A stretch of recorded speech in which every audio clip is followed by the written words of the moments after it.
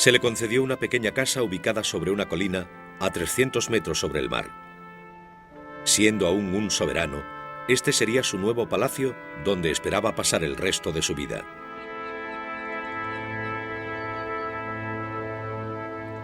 Despojado de su rango y título, se le concedió uno nuevo: emperador de la isla de Elba. Al llegar, su primera reacción fue de desesperación, depresión y tristeza. Pero se sobrepuso rápidamente, recuperando dos de los aspectos de su personalidad: el trabajo y la acción. Empezó a hacerse cargo de la isla de Elba como si fuera un gran país.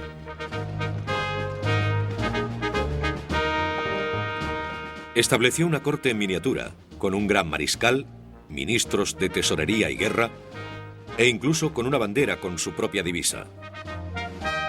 Plantó olivos y moreras, pavimentó las calles, organizó recogidas regulares de basura e hizo saber que sus súbditos, los 13.000 campesinos de la isla, no dormirían más de 5 en una cama. Seguía teniendo un gran ingenio y aptitudes, pero era el aburrimiento personificado.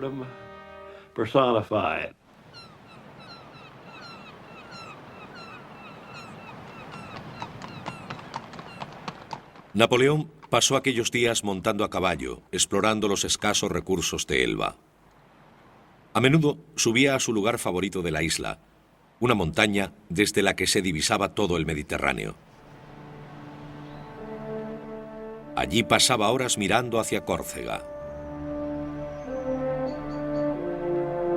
Sus relaciones con el pasado se habían deteriorado.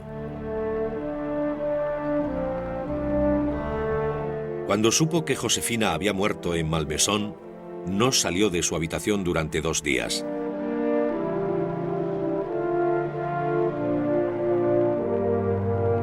A medida que pasaban las semanas, Napoleón se aburría jugando a ser el emperador de Elba. Nunca dejó de mirar hacia Francia, donde los aliados habían cometido el error de restaurar a un deseado pero débil Borbón como rey.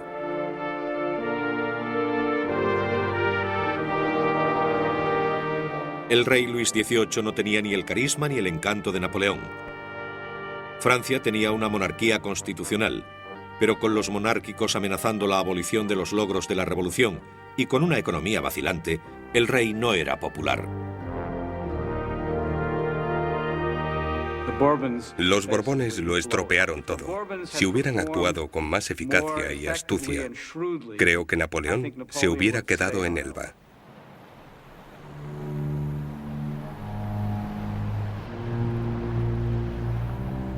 Durante 10 meses, Napoleón observó y esperó. Entonces, el 26 de febrero de 1815, se escapó de Elba con un puñado de soldados y eludió a los barcos ingleses y franceses. Tras cometer un error y sufrir una desgracia, dijo: "El hombre con ingenio regresa sobre sus pasos". Una vez en la costa, solo el ejército del rey separaba a Napoleón de París. 6 días después de llegar a Francia, se enfrentó a un regimiento de infantería que tenía órdenes de cortarle el camino. Napoleón avanzó solo a su encuentro. «Soldados», gritó, «si hay alguno entre vosotros que quiera matar a su general, a su emperador, aquí estoy».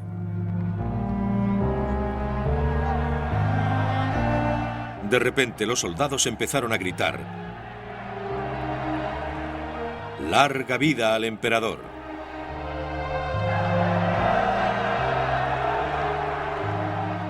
Dos semanas después, Napoleón se encontraba en la capital francesa. Luis XVIII había huido. Las noticias cayeron sobre Europa como una bomba. El demonio, dijeron sus enemigos, se ha desatado. De nuevo la mística de Napoleón. Allí estaba el emperador. ¡Viva el emperador!, gritaba París. Pero todo era una especie de locura. No tenía grandes esperanzas. Durante meses, después de la abdicación de Napoleón, los aliados se habían peleado entre ellos, cuando se encontraron en Viena para llegar a un acuerdo y determinar el tamaño de Europa tras la guerra. Ahora, Gran Bretaña, Prusia, Austria y Rusia se volvieron a unir. Declararon a Napoleón un forajido, un enemigo y perturbador de la tranquilidad del mundo, y prepararon a sus ejércitos para la guerra. Toda Europa estaba en su contra. No había posibilidad de que Francia venciera a esa coalición. A finales de mayo, los ingleses y los prusianos tenían 2 ejércitos en Bélgica. Los soldados austríacos y rusos estaban en camino. La única esperanza para sobrevivir de Napoleón era un último y desesperado intento. Planeó separar a los ingleses y prusianos y vencerles antes de que llegaran los austríacos y rusos. Napoleón reunió a su ejército y marchó hacia Waterloo.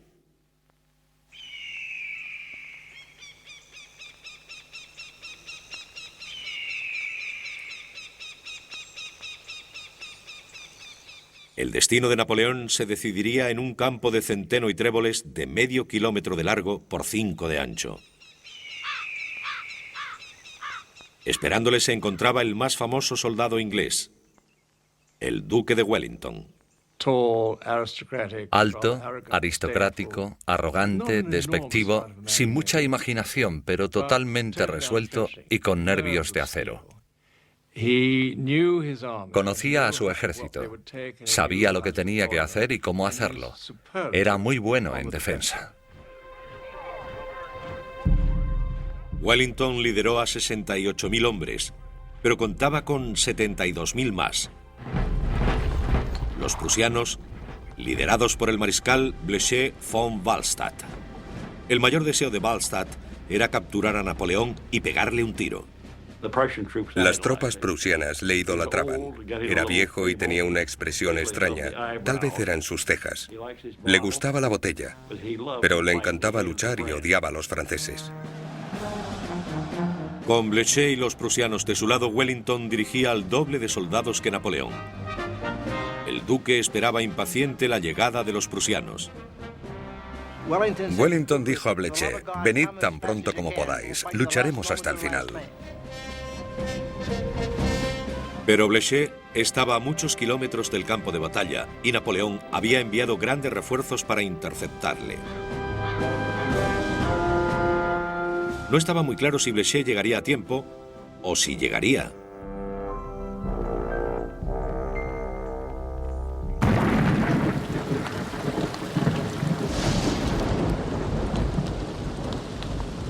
La noche antes de la batalla, los soldados de ambos bandos durmieron lo que pudieron bajo una intensa lluvia.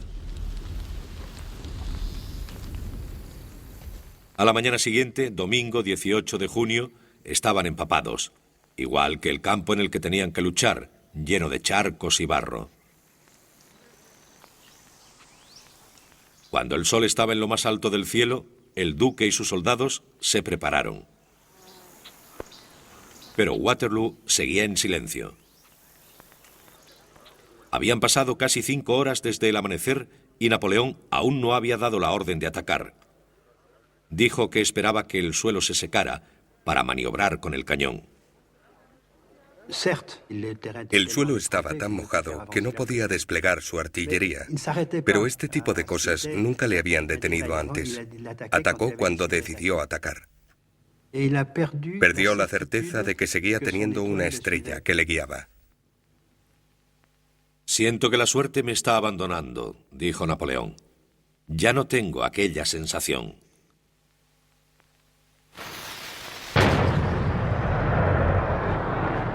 Finalmente, a las 11:30, la artillería de Napoleón abrió fuego. Su plan de batalla era sencillo. Los hombres de Wellington ocuparon las granjas remotas de ambos flancos y la cumbre de un risco en el centro. Para romper esa barrera, Napoleón no ordenó complicadas maniobras. Lo dejaría todo en manos de un ataque frontal masivo.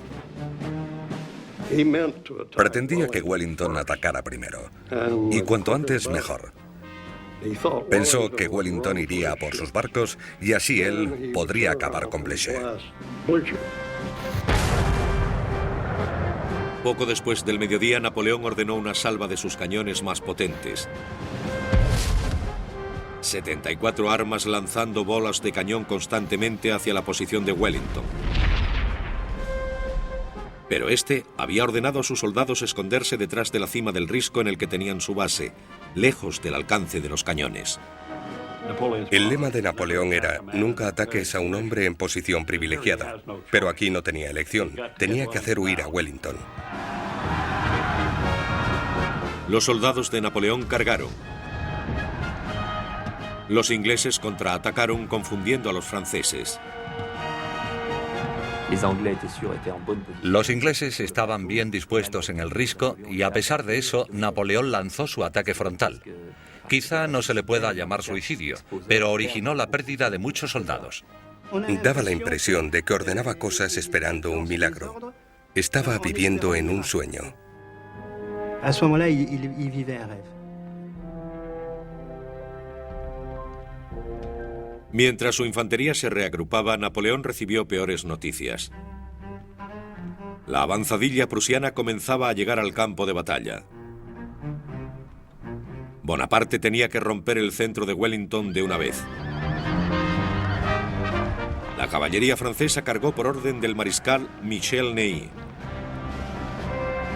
Era conocido como el más valiente de los valientes. Convencido de que la línea inglesa estaba debilitada, ordenó avanzar a la caballería.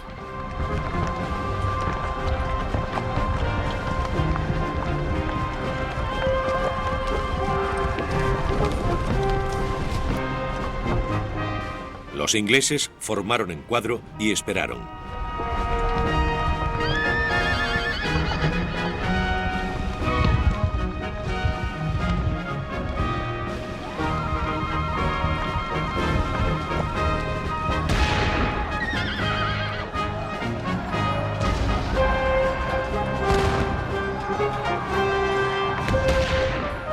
Con un desenfreno temerario, Ney cargaba una y otra vez.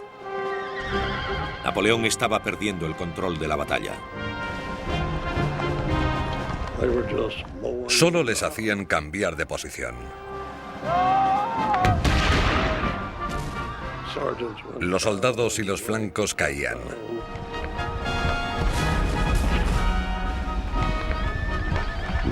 Ney pensó que si podía cargar una vez más, podría romper el centro.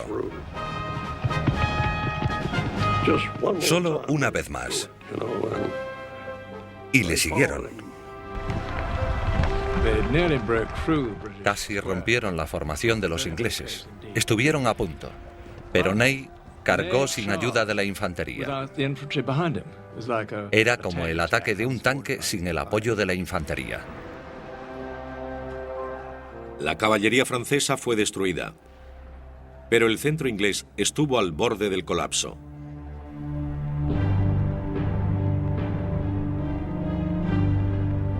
El sol se desplomaba en el cielo, con luces de sangre y fuego entre los árboles.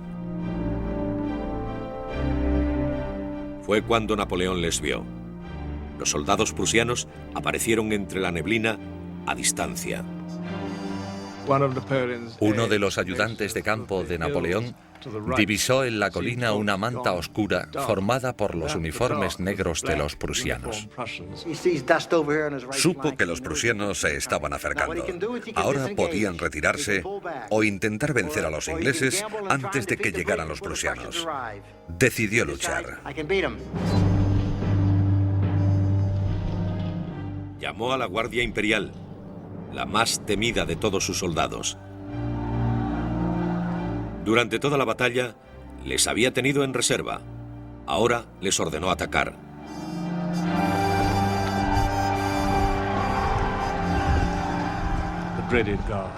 La Guardia temida. Un cuerpo realmente temible. Nunca se batían en retirada. Era su última oportunidad.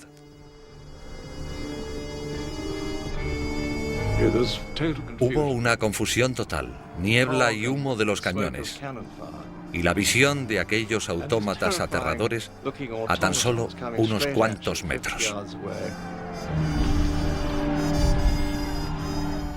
Estaban a pocos metros cuando el duque dio la orden de atacar.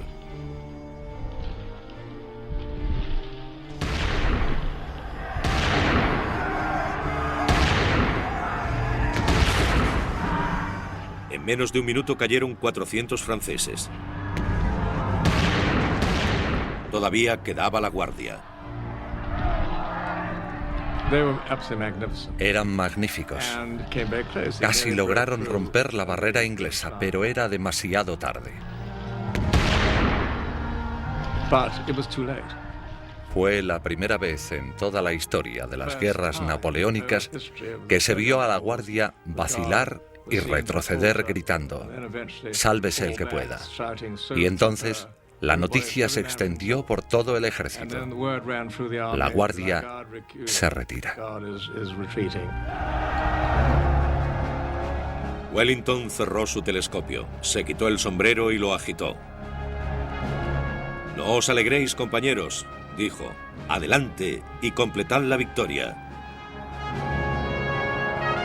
A medida que la guardia se retiraba, el pánico se extendió por todos los flancos del ejército de Napoleón. Y entonces llegó el desastre. Los prusianos habían llegado al campo de batalla. Los prusianos fueron la última gota que colmó el vaso. Napoleón tuvo que desplazar sus tropas del centro para luchar contra Blucher. Él ganó la batalla. Si no hubiera estado allí, no creo que Wellington lo hubiera conseguido. «Una maldita batalla», dijo Wellington tiempo después, «la más sangrienta que se haya visto en la vida».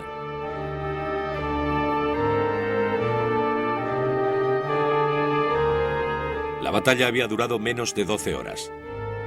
Una tarde de domingo.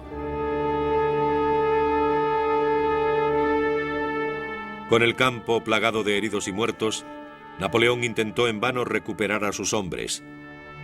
Dio la espalda a la catástrofe y escapó.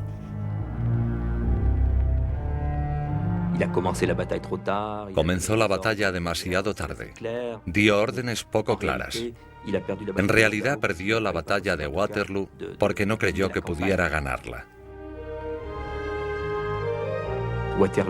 Podía haber ganado la batalla de Waterloo, pero la guerra la habría perdido de cualquier forma. Con toda Europa en su contra, Napoleón vio que era inútil continuar. Cuando los ejércitos aliados le rodearon, dejó que los acontecimientos siguieran su curso.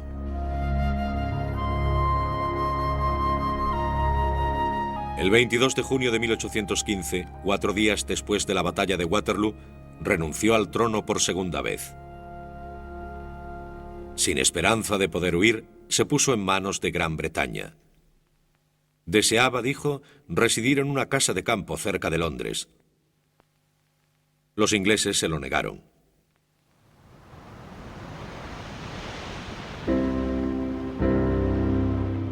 En vez de eso, le mandaron al exilio. Esta vez no habría oportunidad de regresar.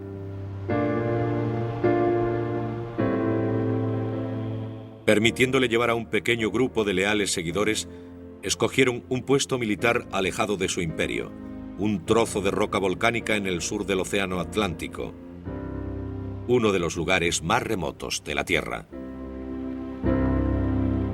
Santa Elena. Cuando un miembro de su séquito supo a dónde se dirigían, intentó saltar por la borda.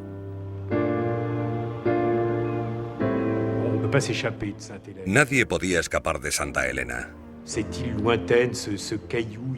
Esta remota isla, este aislado trozo de roca, era azotado por los vientos y parecía siniestro. Cuando Napoleón vio la fortaleza por primera vez, lo entendió todo. En aquel momento, supo que esa sería su tumba.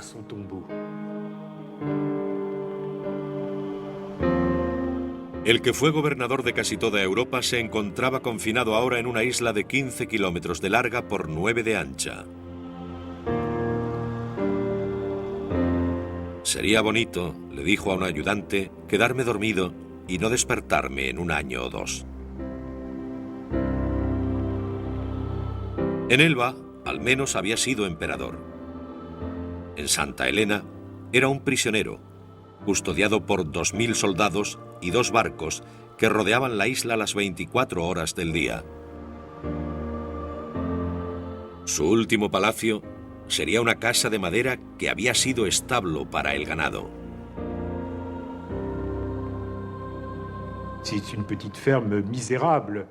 Era una granja miserable, azotada incesantemente por los vientos, niebla y humedad que mojaban las ropas y las paredes.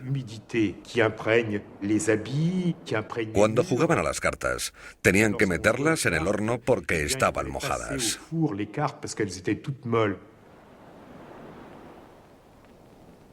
Tenía 46 años y no le quedaba otra cosa que hacer en la vida más que comer, dormir y buscar un modo de tener ocupada su mente.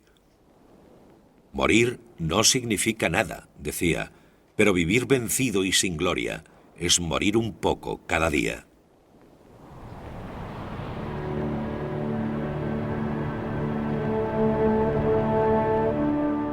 Despojado de cualquier vestigio de poder en esta isla apartada del Atlántico, Napoleón luchó contra el interminable aburrimiento de los días. Practicó la jardinería, leía cualquier libro o periódico que cayera en sus manos, intentó reescribir una tragedia de Voltaire, se impuso una rutina imperial y solía reunirse con el gobernador inglés de la isla que insistía en llamarle Napoleón, General Bonaparte. Cuando no podía dormir, se acercaba a alguno de sus guardianes en mitad de la noche y ambos hablaban del mundo o explicaba por qué perdió la batalla de Waterloo. Solo le quedaba un arma: las palabras. Con palabras lanzaría su última campaña. Día tras día, dictaba sus memorias, redactando la historia de su vida en forma de leyenda. Sobreviviré, decía, y cuando abandonen su actitud arrogante, me alabarán. Durante aquel tiempo, decidió que su auténtica vida había terminado, pero que ahora comenzaba su vida de leyenda y que tenía que cuidar de ella.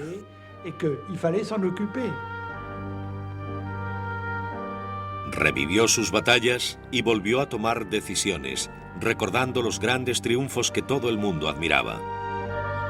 Rívoli, las pirámides, Marengo, Austerlitz. Son de granito, decía. El diente de la envidia no tiene poder allí. El Código Civil, el Banco de Francia, los puentes sobre el Sena, las escuelas, las carreteras, los canales, las bibliotecas, las convirtió en testigo de su legado imperecedero. Reconstruyó sus acciones para justificar sus elecciones, para decir que él había sido el salvador de la revolución, que quería la paz. Un nuevo mundo. Para decir que los reyes de Europa se opusieron a un hombre moderno de acción que había trabajado por el bien de la gente.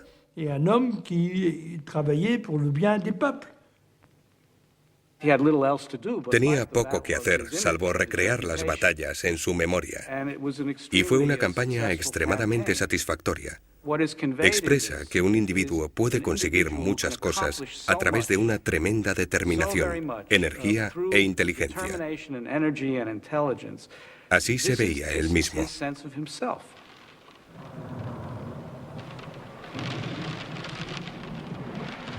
A medida que pasaba el tiempo, su salud se deterioraba. Napoleón finalmente dio rienda suelta a su aburrimiento y se desesperó. Perdió la esperanza. Se encontraba solo en aquella pequeña habitación, soñando, meditando, mirando la lluvia. Comía y leía en la bañera. Sentía que esa tristeza iba cayendo poco a poco como una gota de ácido que finalmente corroe el alma.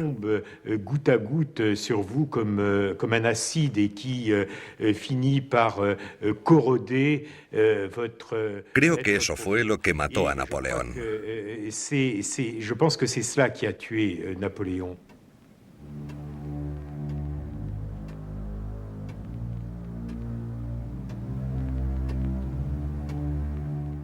Napoleón duró 5 años y medio en Santa Elena. El 5 de mayo de 1821 murió susurrando entre delirios. Francia, ejército, jefe de la armada, Josefina.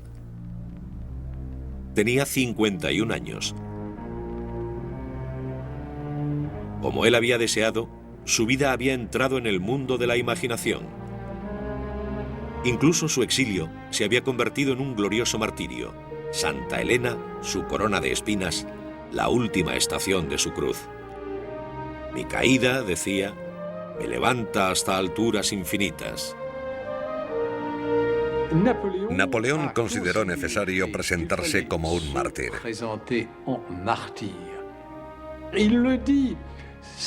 Decía, si Cristo no hubiera sido crucificado, nunca habría sido Dios.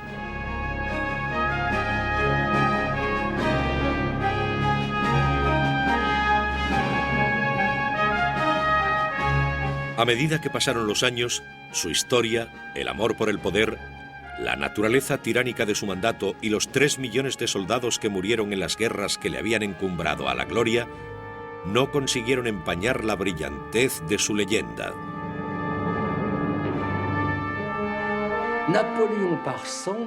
Napoleón pensó que sus memorias podrían generar lealtad entre sus seguidores. Era extraordinario.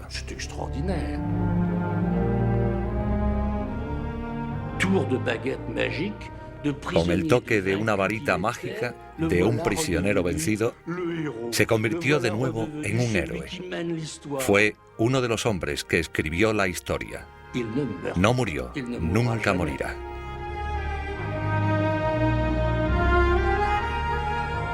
Todo lo terrenal se olvida pronto, dijo Napoleón, excepto la opinión que hayamos dejado impresa en la historia. No existe la inmortalidad, sino el recuerdo que dejamos en las mentes de los hombres.